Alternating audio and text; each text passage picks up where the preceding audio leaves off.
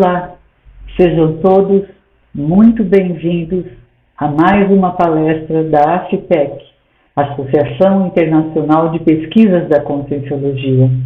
Meu nome é Silvana Caetano Costa, eu sou voluntária da ACIPEC e hoje eu trouxe como tema da nossa palestra a paz íntima.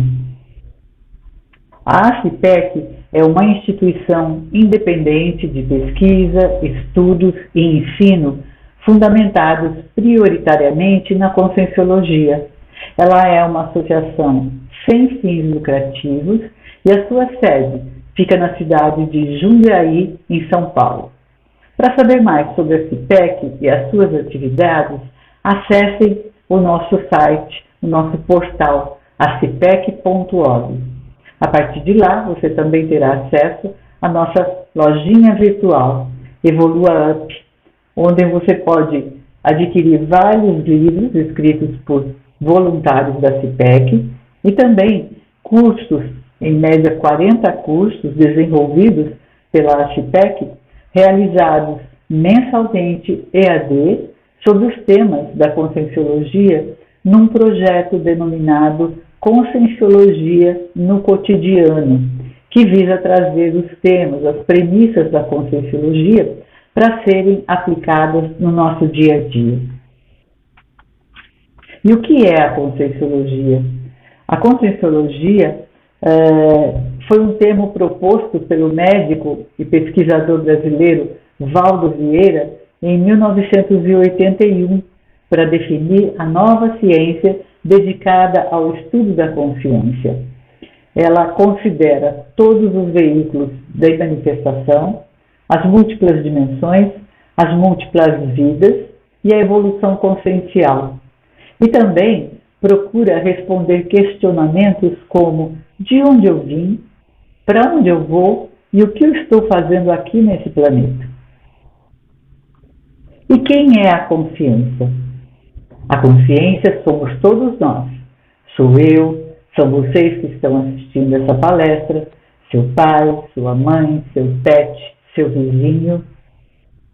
E é conhecida também como ego, self, individualidade, essência do ser humano, alma, espírito, em outras linhas de conhecimento.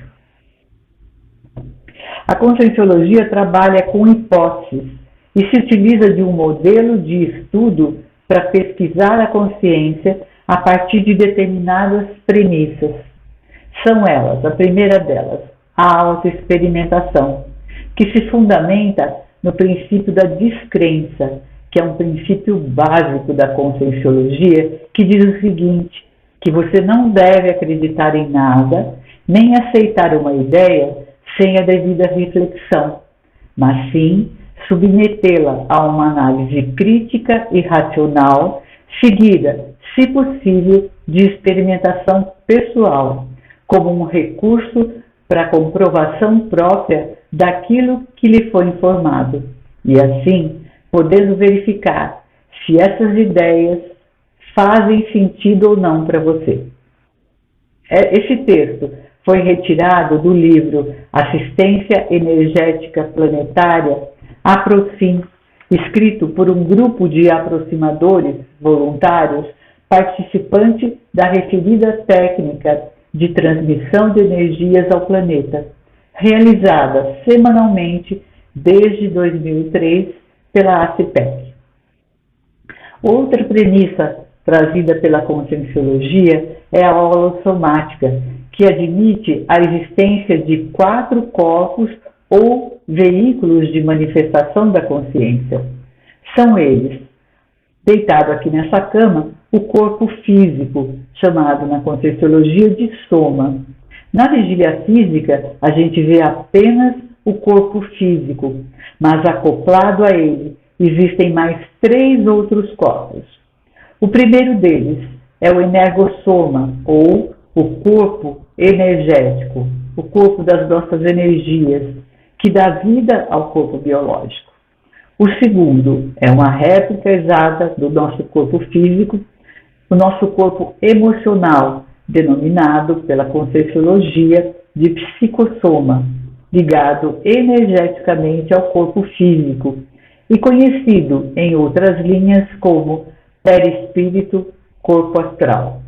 E o terceiro, representado por essa esfera amarela, é o corpo do nosso discernimento, o mental soma, o corpo da nossa razão, relacionado às nossas ideias, à nossa parte mental.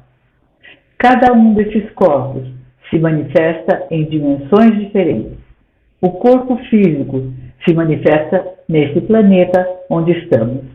No extrafísico, nos manifestamos de psicossoma, de mental soma e também a soltura do corpo energético. Então, nós podemos dizer que a consciência possui vários corpos de manifestação e ela não é nenhum destes corpos, ela está além deles.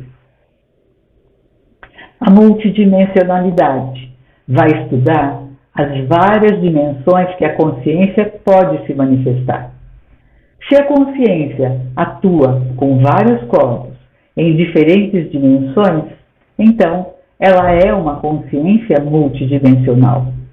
O tempo todo nós temos manifestações multidimensionais, seja com mais ou com menos lucidez.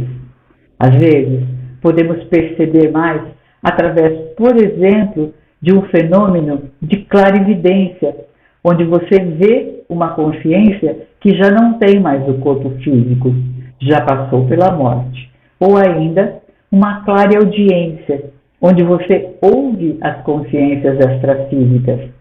Nesses momentos, nós percebemos que todos temos uma vida que é multidimensional. Após a nossa morte biológica, nós vamos deixar esse corpo físico, também o corpo energético, e vamos viver com corpos mais sutis em outras dimensões. Outra premissa é a multiexistencialidade. Se temos vários corpos de manifestação, nos manifestando em várias vidas, então a consciência não morre. Esta não é a nossa única existência. Já vivemos várias vidas e vamos viver ainda muitas mais. Esta é a vida que estamos nos manifestando agora, com este corpo, com este gênero, nessa cultura, nessa etnia, nesse país do qual nascemos. Nós temos alternâncias de vida. Vivemos aqui por um determinado tempo no intrafísico, como nós estamos agora. Depois, descartamos o corpo físico, ou seja, passamos pela morte biológica e vamos viver no extrafísico por mais um período. Estudamos, nos preparamos, ganhamos um novo corpo físico e renascemos, chamado pela Conscienciologia de séries existenciais ou seriexes. Outra premissa é a bioenergética, que vai estudar as formas de energias vitais e sua interação nos relacionamentos interconscienciais. Nós trocamos energia o tempo todo com as pessoas e com os ambientes, mesmo que a gente não perceba isso.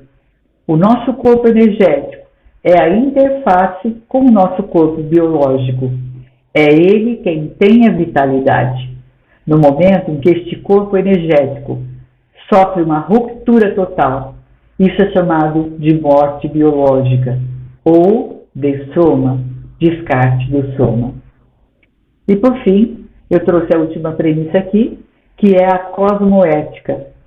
À medida que a gente vai ficando mais lúcido, a gente vai entendendo que existe uma lei de causa e efeito. Essa lei de causa e efeito é uma lei maior, uma ética cósmica que a Conscienciologia denomina de cosmoética, que aconteça o melhor para todas as consciências. Ela influi diretamente na evolução das consciências.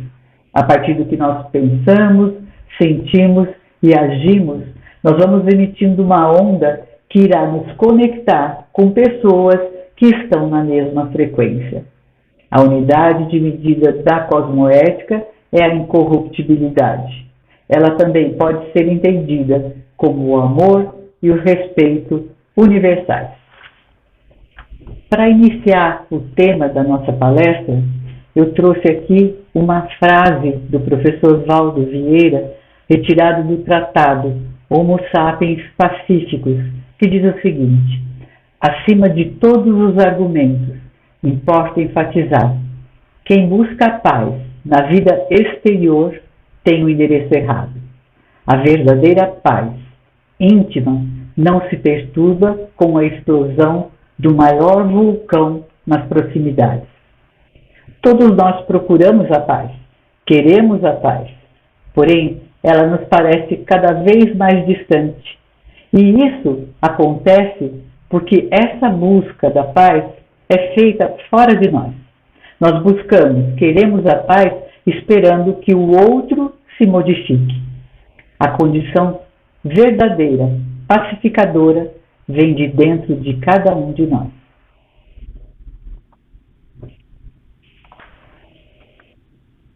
A abordagem que eu quero trazer aqui da paz íntima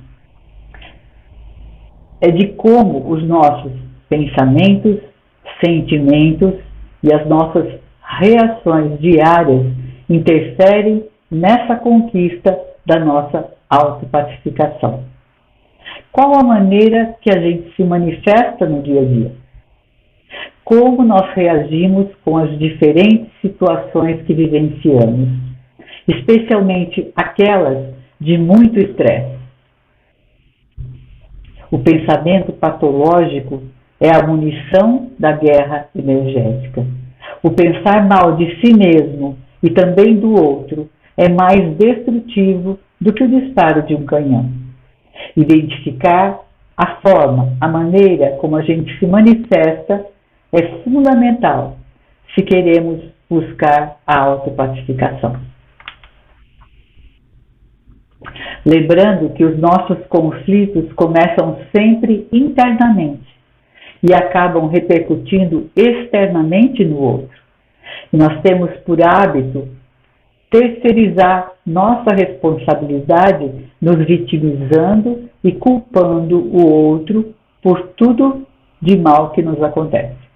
Porém, quando a gente entende que é uma postura nossa, não dá mais para permanecer nessa atitude de ficar culpando os demais. Se o conflito é meu, sou eu responsável por ele. De que maneira eu posso modificar isso? Me reeducando. Quando a gente se reeduca, a gente vai conquistando uma tranquilidade maior através, por exemplo, da melhoria das nossas energias, que vão ficando mais pacificadas. Se eu estiver em conflitos constantes, embates comigo mesmo, ligados ao meu egão, eu não vou conseguir parar, me perceber e ver o que está acontecendo à minha volta. Eu trouxe aqui o conceito do belicismo silencioso, que é a manifestação bélica e velada que gera alimento a atitudes violentas e assédio a outras consciências, provocando intoxicações na própria pessoa, muitas vezes sem lucidez por parte do emissor. Esse belicismo silencioso é composto por muitas facetas, sendo necessária atenção e autoanálise constantes se estivermos interessados em nos reeducar rumo à pacificação íntima.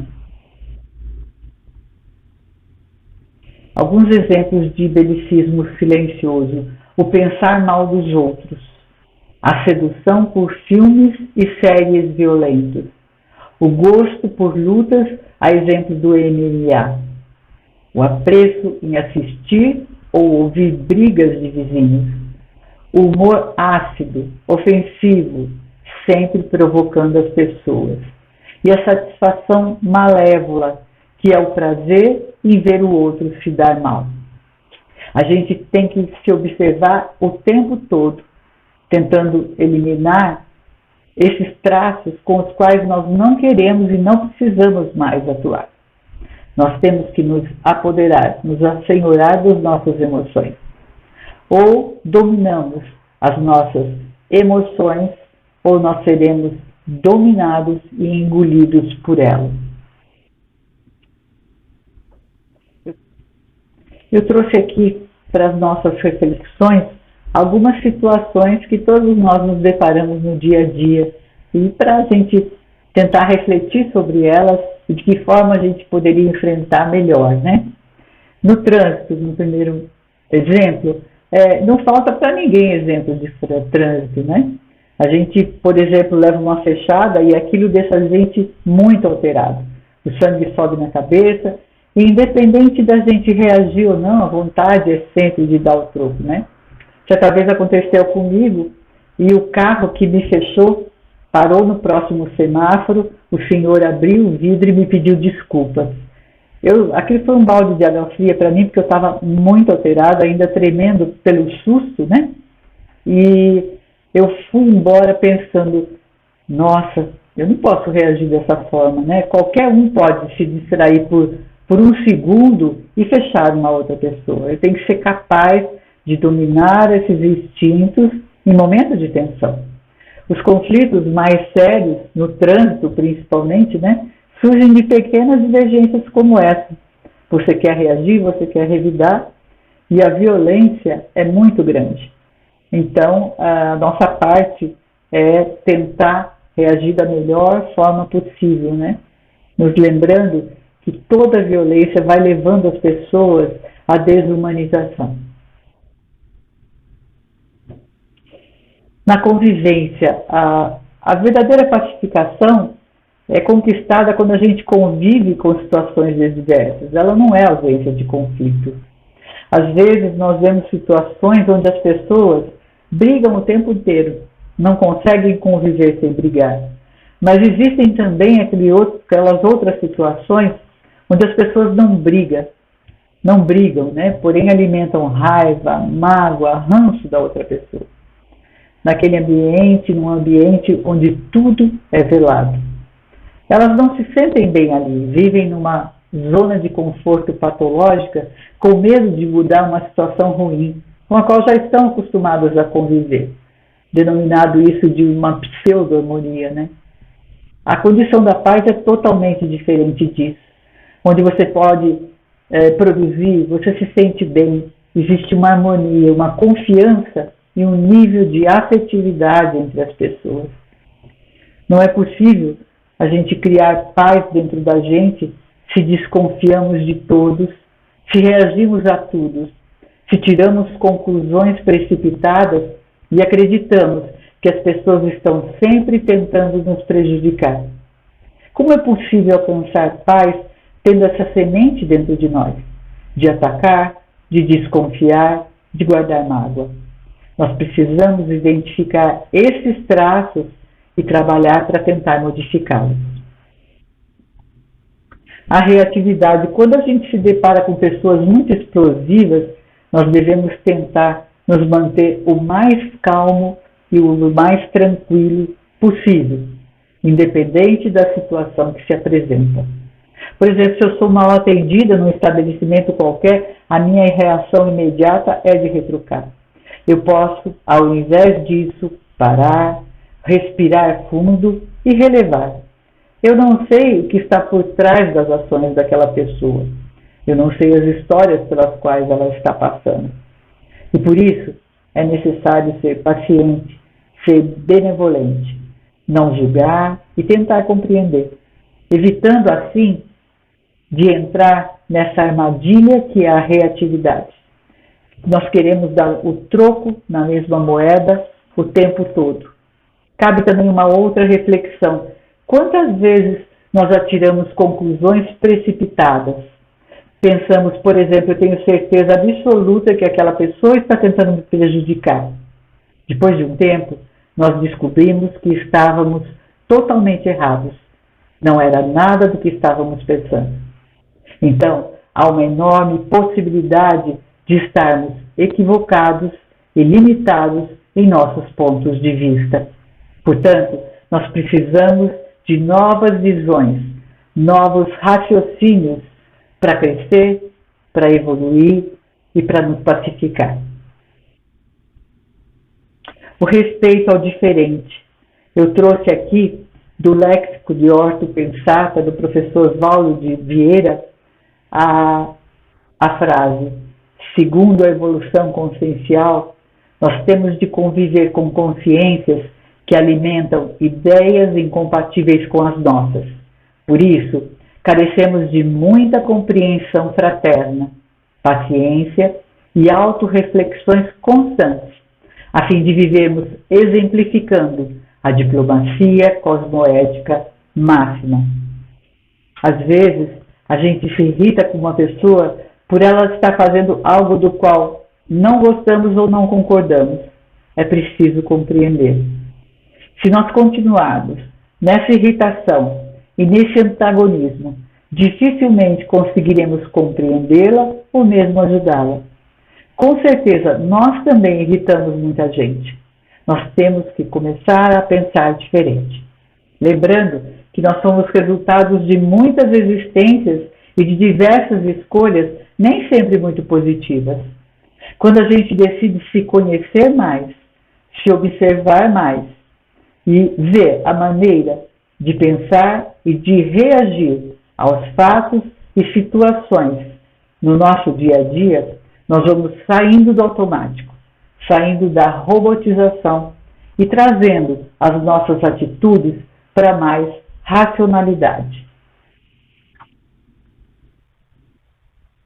A gente deve ter como exemplo a natureza.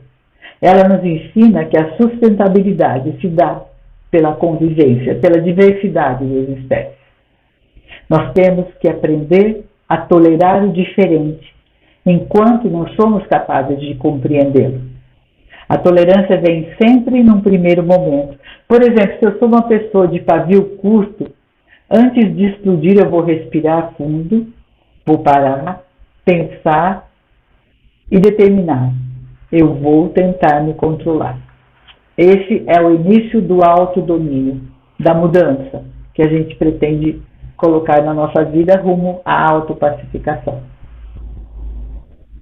Nós sofremos interferências no nosso dia a dia de consciências que não estão mais nessa dimensão, não tem mais o corpo físico, mas que interferem na nossa manifestação através das energias que nós emitimos.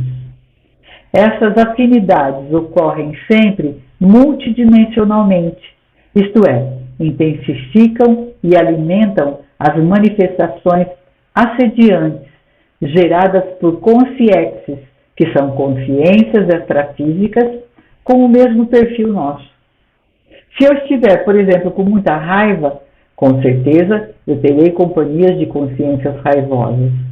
Se eu estiver tranquila, terei companhias de consciências tranquilas. À medida que a gente vai trabalhando o nosso processo de pacificação, nós vamos melhorando também essas nossas companhias extrafísicas, recebendo a companhia de amparadores extrafísicos, que são mentores, consciências técnicas benfazejas.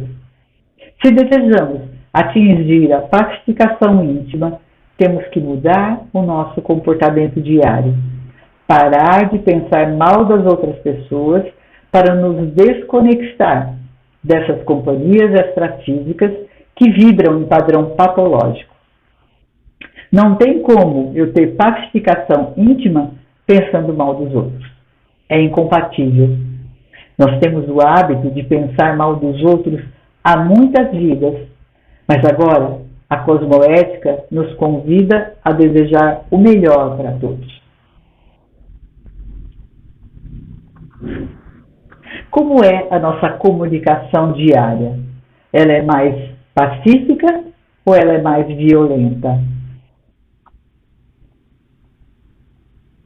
Nós conseguimos escutar o outro sem nos preocupar em estar respondendo? O psicólogo norte-americano Marshall Rosenberg escreveu o livro Comunicação Não Violenta, onde ele se refere à conquista de uma condição de comunicação passiva quando a violência é afastada do coração. Segundo ele, a comunicação não violenta promove a reeducação da fala e da escuta, desconstruindo o vocabulário belicoso nas inter-relações. Ele apresenta no livro uma técnica de comunicação não violenta pautada em 4 etapas. A primeira dessas etapas é a observação. Nós observamos o que de fato está acontecendo numa situação. O objetivo é nós sermos capazes de realizar essa observação sem nenhum julgamento ou avaliação. Em seguida, identificamos como, de que maneira nos sentimos ao observar aquela situação, o que o outro está nos trazendo. Em terceiro, as necessidades. Reconhecemos quais são as nossas necessidades ligadas aos sentimentos observados. E por último, o pedido, que consiste em fazer um pedido que atenda à nossa necessidade, ou seja, um diálogo para resolver a situação. A gente sente, em determinado momento, que precisamos melhorar. Aqueles pensamentos ruins, aqueles pensamentos bélicos, começam a nos incomodar. E a gente precisa de uma faxina nas nossas mentes. Vamos fazer uma analogia aqui com a casa suja, né? A gente percebe a necessidade de limpar e sabe que vai dar trabalho. Quando a gente resolve efetivamente fazer essa faxina, ao terminar, embora a gente esteja cansado pelo esforço, nos sentimos muito bem. Porque vemos a casa limpa, sentindo a melhora do ambiente. Daqui a pouco o ambiente começa a ficar sujo novamente e lá vamos nós enfrentar mais uma faxina, mais uma limpeza. A gente vai dessa maneira adquirindo nossa autonomia, percebendo que nós não precisamos que alguém venha fazer essa faxina ou esse trabalho por nós, ou alguém venha nos salvar. Sou eu quem vai realizar isso. Eu vou buscar, através dos meus esforços, dos meus traços positivos, fazer a faxina necessária nas minhas emoções, nos meus pensamentos e nas minhas ações. E nós vamos assumindo dessa forma as rédeas da nossa própria vida, do nosso crescimento pessoal. A nossa paz íntima, que é um processo pessoal que vamos conquistando aos poucos, passa necessariamente pelas nossas mãos e não está mais nas mãos do outro. A descoberta disso é libertadora. Pois a gente deixa, a partir de então, de nos subjugar ao outro. Quando a gente coloca nossa felicidade nas mãos do outro, a gente quer ficar o tempo todo agradando as pessoas, nos deixando manipular e permanecendo à mercê delas. Vamos assim conquistando mais autoconfiança na busca da melhoria íntima. Como podemos nos reeducar? Como podemos reeducar os nossos pensamentos, sentimentos e ações para superar situações de sofrimento, por exemplo? Podemos começar nos perguntando: por que e para que essa situação está se apresentando para mim? O que eu tenho para aprender com ela? Quando eu faço essa pergunta, eu saio da vitimização. Eu saio do automático e levo a situação para o meu racional, desdramatizando qualquer que seja o processo. Às vezes, é necessário a gente se afastar dos fatos, tentando analisá-los como se a gente estivesse fora da situação, para conseguir refletir sobre o ocorrido sem tantos emocionalismos. Quando trazemos esses fatos para a nossa reflexão, com a intenção de que aconteça o melhor para todos os envolvidos naquele conflito, não somente para mim, atraímos a companhia dos amparadores extrafísicos, às vezes através de insights, de intuição, nos fazendo analisar com uma visão mais clara, menos dramática, determinada situação. A chave para a gente ser mais feliz é conseguirmos nos desapegar de tudo, de emoções, de sentimentos tóxicos, de coisas materiais, de pessoas. Evitar ficar com raiva do outro, soltar, liberar, deixar ir, perdoar. Nós não vamos levar nada conosco. O que nós levamos são os nossos conhecimentos, os nossos relacionamentos e sentimentos. Estamos todos num processo evolutivo. Viemos para ser felizes. E ninguém é feliz se fechando, se isolando e principalmente se ligando a picuinhas. Ao nos conhecermos melhor, nós temos a chance de ser mais livres e mais felizes, ficando dessa forma mais fácil abrirmos mãos de coisas, sentimentos e emoções negativas. Essa é uma grande reflexão que a Conscienciologia nos convida a fazer, o desapegar. O que nos pacifica? O que faz nossas emoções se tornarem mais racionais? Todas essas respostas estão dentro de cada um de nós. A nossa intenção e a forma como enxergamos o mundo e as coisas vai determinar se seremos mais ou menos felizes. Eu trouxe aqui desse filósofo estoico que eu gosto bastante, que é o Epiteto, do livro A Arte de Viver, a frase: o que realmente nos atormenta e desanima não são os acontecimentos externos em si, mas a maneira como pensamos a respeito deles e a forma como interpretamos os seus significados. Todos nós podemos escolher o modo de enxergar as situações e por que não escolher um olhar mais otimista e mais positivo? Todos nós passamos por situações de sufoco e depois de superar esses momentos de sufoco, o mundo sempre nos parece muito mais bonito que antes. Essas crises pelas quais todos passamos podem ser utilizadas para o nosso crescimento. Devemos tentar tirar o melhor partido delas, vendo-as como aprendizado, como oportunidades de evoluir. A autopacificação vai surgindo à medida que a gente vai se reeducando e enfrentando os nossos conflitos, buscando superá-los através de mudanças de nossos traços imaturos. Alguns ganhos com a autopacificação. A superação dos conflitos íntimos.